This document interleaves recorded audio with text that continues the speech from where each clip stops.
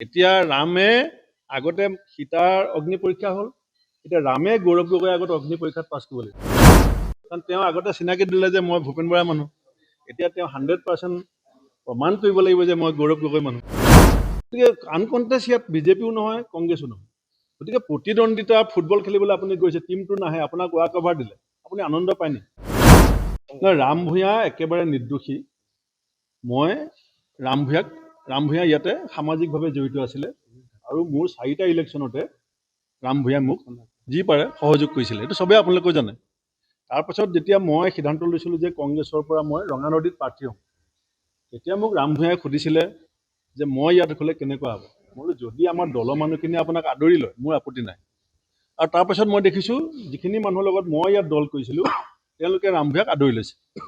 এতিয়া ৰাম ভূঞাক যদি দলে টিকেট দিয়ে, আচ্ছা নিদিলে যেনিবা মই আনকণ্টেষ্ট হ'ম জানো?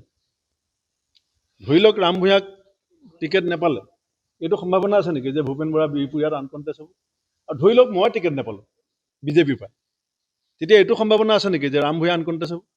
এইটো সমষ্টিত 100% কংগ্ৰেছ বিজেপিৰ মাজত আৰু 2-3টা আমাৰ এইটো সমষ্টিতটো প্ৰায় 7জন প্ৰাৰ্থী সদায় থাকে, একেবাৰে কমেও 7জন। আজিলৈকে স্বাধীনতাৰ পিছত বিহপুৰীয়া সমষ্টিত এইবাৰ কেইজন হয় মই নাজানো, কিন্তু আপুনি ৰেকৰ্ড চাই লওক, 7জন প্ৰাৰ্থী মিনিমাম সদায় আছে। গতিকে আনকণ্টেষ্ট ইয়াত বিজেপিও নহয়, কংগ্ৰেছো নহয়। গতিকে প্ৰতিদ্বন্দ্বিতা ফুটবল খেলিবলৈ আপুনি গৈছে, টিমটো নাহে, আপোনাক ৱাক অভাৰ দিলে, আপুনি আনন্দ পায় নেকি?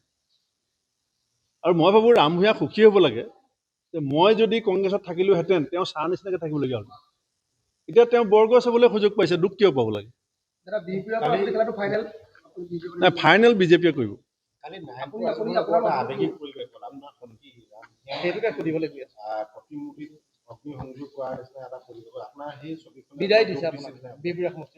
চাওক, সীতা যদি অগ্নি পৰীক্ষাত পাছ নহ'লেহেঁতেন, মা সীতাকো ক্ষেত্ৰতো ভগৱান ৰামচন্দ্ৰৰ সিদ্ধান্ত কি হ'লহেঁতেন আপুনি ক'ব নোৱাৰে।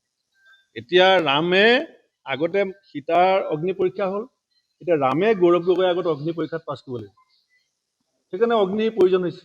ভূপেন বৰাৰ প্ৰতিকৃতি নহ'লে কেনেকৈ বিশ্বাস কৰিব? কাৰণ তেওঁ আগতে চিনাকি দিলে যে মই ভূপেন বৰাৰ মানুহ, এতিয়া তেওঁ 100% প্ৰমাণ কৰিব লাগিব যে মই গৌৰৱ গগৈৰ মানুহ, তেতিয়াহ'লে মোৰ মৃত্যু হৈছে বুলি তেওঁ ধৰি ল'ব লাগিব।